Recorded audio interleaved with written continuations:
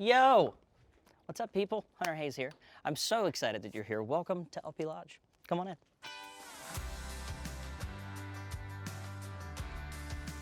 I was really lucky to have a place in Nashville that I worked in, that I loved, and it was massive. It was kind of too big for me, if I'm being honest. And that's when I decided to shift the way that I was living. And I decided to just take a trip out to California. I had rented an Airbnb, and I really just wanted to work in an inspiring place. And I started looking for places in California where I could actually put a studio, and then I found this incredible place. And this was the room that really sold it for me, because every time I came back to visit this place, I just felt at peace. I felt like I was being healed. I mean, if you're not inspired, it's inspiring. It's really inspiring. It's really healing. But this is kind of where I keep a lot of toys. This is our drum room. This drum kit is actually a drum kit that I bought from a friend of mine who left Nashville for Topanga Canyon. You know, he's had this kit. I've heard this kit on so many of my favorite records, and now I get to play on it. Hey. This one I'm proud of. I don't hang a lot of plaques or whatever, platinum records. I hang a few things every now and then, but I like always feeling like I'm starting fresh. I think that's really important. But this one I've hung up literally everywhere because this is my Guinness World Record. I was invited to open for the Flaming Lips when they broke the Guinness World Record for the most shows played in 24 hours. And I watched them do 8 shows, and I was like, we can totally beat this record. So on the way home from that show, I started routing what would be my version of it, which would be 10 shows. And 2 years later, we broke the Guinness World Record. We did 10 shows in 24 hours in 10 different cities. It was insane, and it was super fun. And I very much plan to break my own world record very soon, so stand by. I have some of my go-to guitars here, but the fun stories around this. I got to build a guitar, design your own custom signature model. It's pretty fun, pretty cool. And this is actually the one that I built with Ernie Ball. This is not the finish that I wanted, but when I got this guitar, everything about it was perfect and it was amazing. And I just called him and said, that's the one. This is the one that all the others need to sound like and play like and be like, except for the finish. It's supposed to be Lake Placid blue. This guitar has been all over the world. It's been everywhere with me for the past 8 years. And it's beautiful koa wood. You'll see almost every acoustic guitar I have has koa wood on it. Big fan of that. It's really just a lot of toys. There's a lot of stuff that's survived being on the road for 10 years, and we just kind of decided to give everything a break. So yeah, let's go to the main lodge upstairs. Come on. And here we are, LP Lodge, AKA Little Pilot Lodge, AKA my favorite place in the world. I love how small and modest this building is. It just feels comfortable. And in all honesty, I really just wanted a studio that I could live in, and that's exactly what this is. So we've just made the whole thing a studio, but this is one of my favorite things. This is a collection of work by a man named Scott Hill. His work just makes me emotional. I asked him to paint an album cover for me, which he's done multiple of. This is one of the sketches he did for the new album Red Sky, which we've modified since then, but he does smaller versions and then he'll do the massive version. This was one of the concepts we had for Red Sky. I talked about a sort of a robot part of life. Sometimes you sort of build this massive robot because you think that's what you're supposed to be. And then when you set it on fire, that's when you realize you already are who you're supposed to be. His work has influenced my work, and our conversations and our work together has shown up in work that he's done outside. So I just really love that. This is a really fun museum of amps. This one was in a bus fire and survived and still sounds amazing. Still plays like a champ because it's called a champ. It's a Fender Champ from 1958. So that's my joke. You're welcome. Come here. So this is, this is Cole. This is his house. My roommate. He's the boss.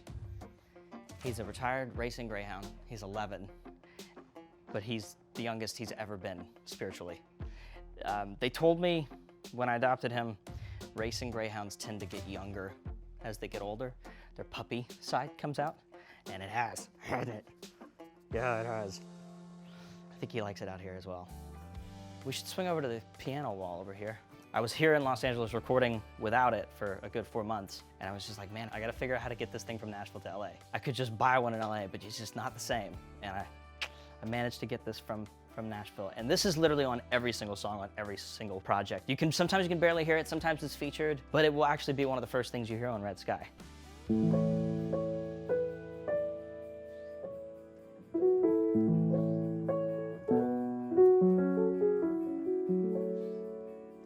Yeah. And this is also where I've put a couple things that I love looking at when I'm making music. I love this one a lot. This is for a song called Wanted, and Wanted, I wrote Wanted as a letter to a girl that I was friend-zoned with at the time, and it didn't work. But I got my first #1 out of it, so learned a lot about songwriting that day.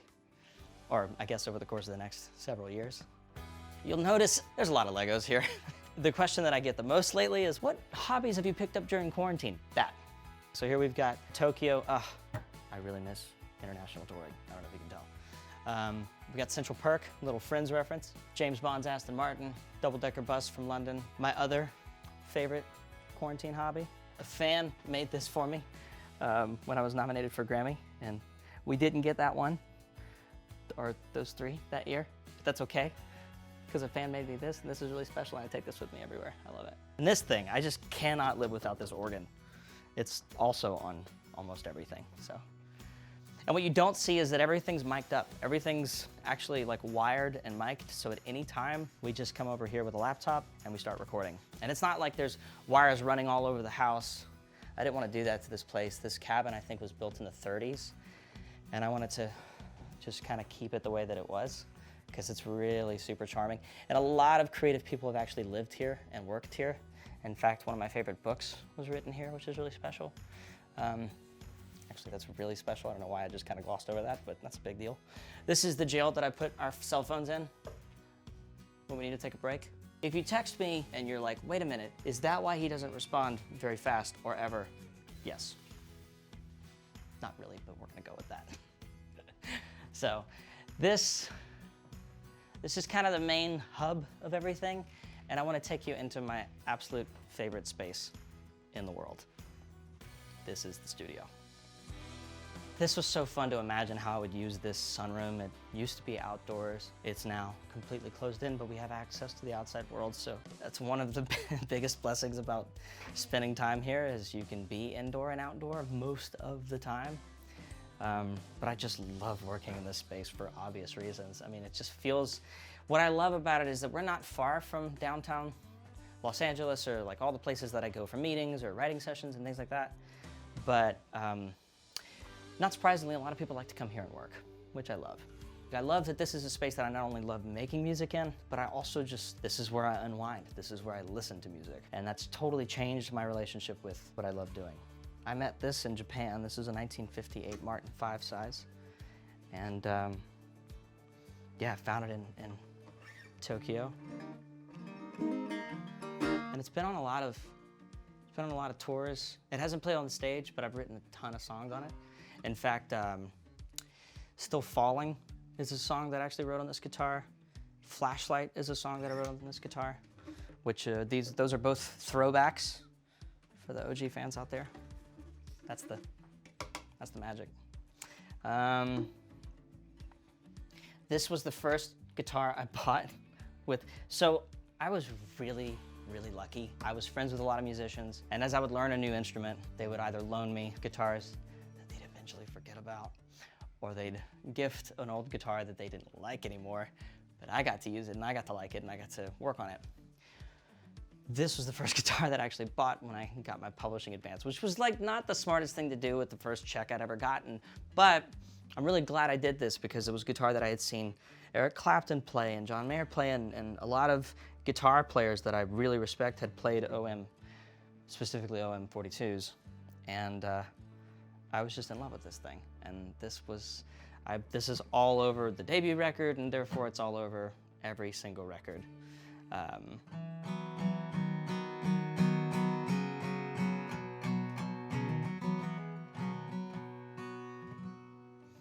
And it's actually survived quite a bit of damage on the road. It's been beat up a good bit, but every time I send it to Martin to get fixed, it comes back sounding better. I don't know how they do that, and that's not a plug, that's real. This also showcases a bit of my like engineering nerd. This is a new layout that I'm really happy about, because this actually allows me to run everything that's normally running on a laptop and software back out through actual tubes and transformers, and it makes it sound old again, which I love. So, yay. Why don't you come out here? Let's take a break. Let's go outside. Enjoy the fresh air.